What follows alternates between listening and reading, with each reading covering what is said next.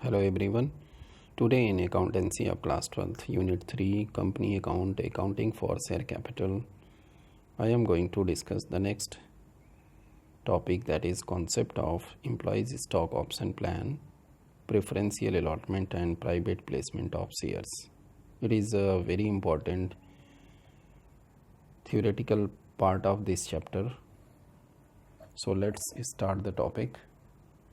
First, the concept of employees stock option plan. It means the option granted to employees and directors of a company, which gives the right to purchase or to subscribe for the shares of company at a future date at a predetermined price that is lower than the market price, that is fair value. It is an option or a right granted by a company, but it is not an obligation on the employees to subscribe it. The employees may or may not exercise the option. Dear student, employees stock option plan का मतलब है यह एक option है जो कि employees को company की तरफ से दिया जाता है।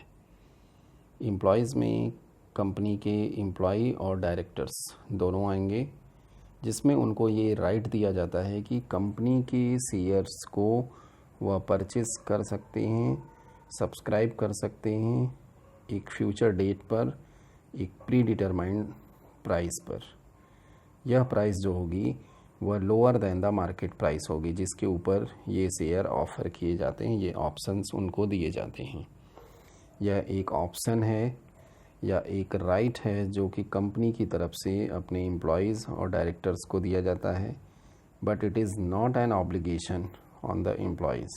लेकिन ये कंपनी के एम्प्लॉयज़ के लिए एक ऑब्लिगेशन नहीं है कि उन्हें शेयर ख़रीदना ही ख़रीदना है। It is totally depend on the employees. They may not exercise the option. वे चाहें तो इस ऑप्शन को यूज़ कर सकते हैं, इस ऑप्शन के तहत शेयर ख़रीद सकते हैं, और चाहें तो नहीं भी खरीद सकते हैं। इसीलिए यहाँ पे कहा गया कि it is not an obligation on the employees to subscribe shares under this option. Now there are certain conditions related to issue of share under the employees stock option plan.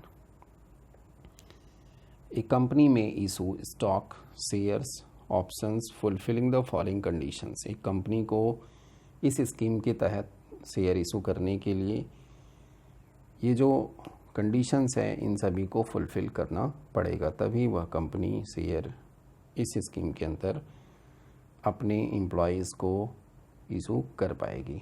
These shares are of the same class of shares already issued.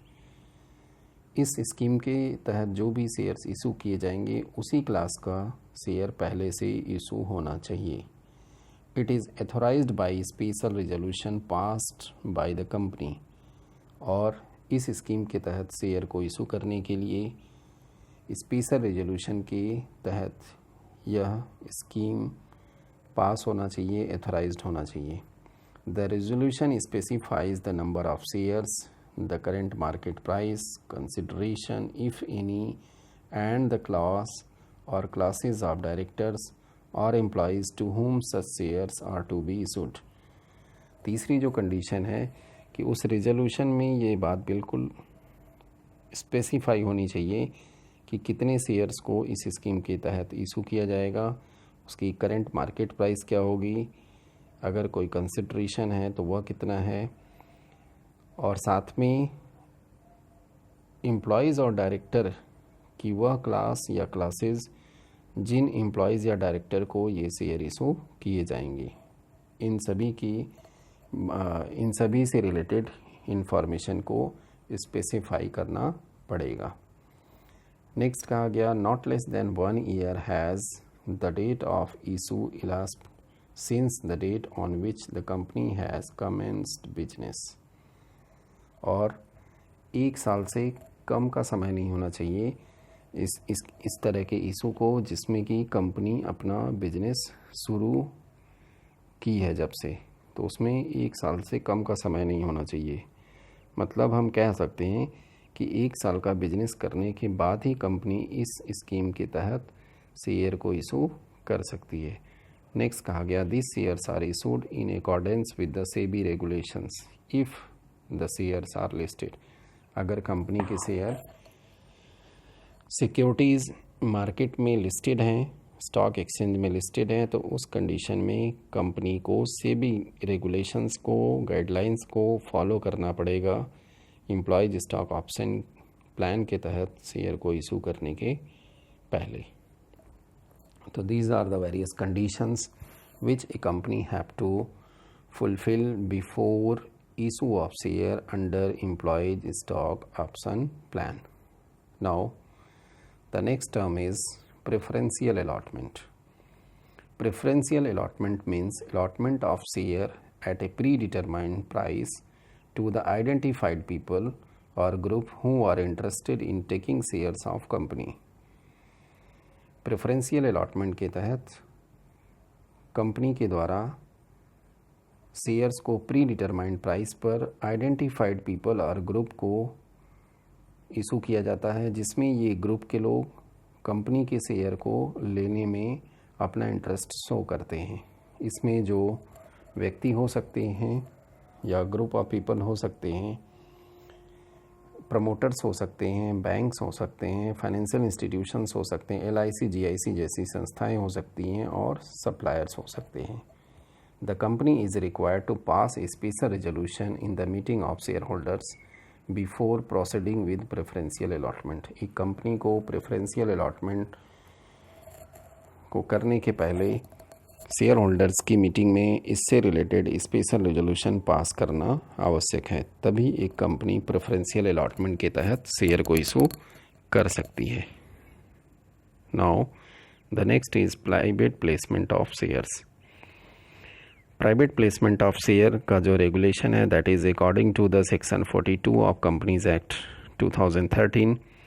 Private placement of shares means any offer of securities or invitation to subscribe securities to a selected group of person by a company other than way of public offer through issue of private placement offer letter and which satisfy the conditions specified in the section.